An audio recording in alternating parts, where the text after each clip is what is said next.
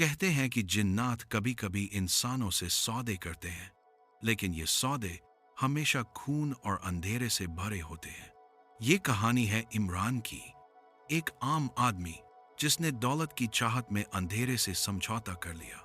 ये है जिन का सौदा। इमरान एक छोटे शहर का दुकानदार था। गरीबी ने उसके सारे सपनों को कुचल दिया था। वो हमेशा सोचता था, काश एक दिन वो अमीर बन जाए। एक रात बाजार से लौटते हुए उसे एक बूढ़ा तांत्रिक मिला। तांत्रिक ने फुसफुसाकर कहा, मैं तुझे वो सब दे सकता हूं जो तू चाहता है, लेकिन बदले में हिम्मत दिखानी होगी। इमरान के दिल में लालच भर गया। उसने तुरंत हामी भर दी। तांत्रिक ने उसे एक पुराना तावीज दिया और कहा, इसे अपने घर में दबा देना, लेकिन याद रखना, हर रात तुझे एक साया दिखाई देगा, उससे डरना मत। उस रात इमरान ने कमरे में एक अंधेरा साया देखा।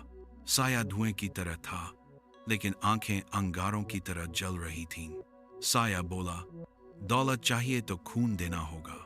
इमरान हकलाकर बोला, किसका खून? आवाज आई, सबसे पहले तेरा अपना। इमरान ने कांपते हाथों से अपनी उंगली काटी और कुछ बूंदें जमीन पर टपका दी। साया अचानक गायब हो गया। अगली सुबह इमरान की दुकान पर ग्राहकों की भीड़ थी।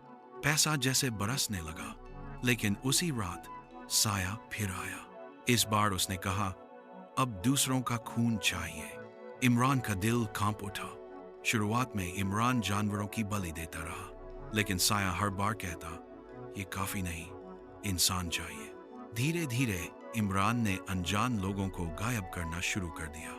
शहर में लापता लोगों की खबरें फैलने लगीं। लोग कहते थे, कोई सीरियल किलर घूम रहा है, लेकिन असली गुनहगार कोई नहीं जान पाया। इमरान की दौलत और शोहरत बढ़ती रही, मगर उसकी आंखों के नीचे अंधेरा गहराता जा रहा था। एक रात साया बोला, अब आखिरी कुर्बानी चाहिए, जिसे तू सबसे ज्यादा चाहता है। इमरान डर से कांप गया। उसके जहन में उसकी बीवी और बच्चा आ गए।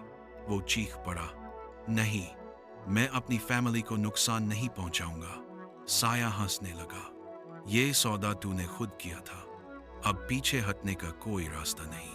अगली सुबह इमरान की बीवी और बच्चा गायब थे। पूरे घर में सिर्फ खून के धब्बे और जलने की बदबू फैली थी।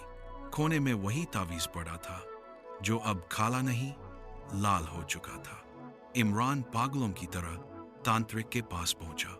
वो चिल्लाया, मेरी फैमिली कहाँ है? उन्हें वापस ला। तांत्रिक ने ठंडी सांस लेते हुए कहा, मैंने पहले ही कहा था, ये खेल तेरे बस का नहीं। इमरान ने गुस्से में तावीज फाड़ दिया। अचानक जमीन हिलने लगी।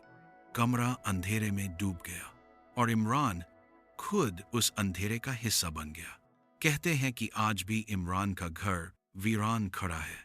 रात को वहां से फुसफुसाहट सुनाई देती है, कभी बच्चे की हंसी, कभी औरत की चीख, और वो तावीज़ा अब भी कहीं पड़ा है। जो भी उसे उठाता है, उसका नया सौदा शुरू हो जाता है।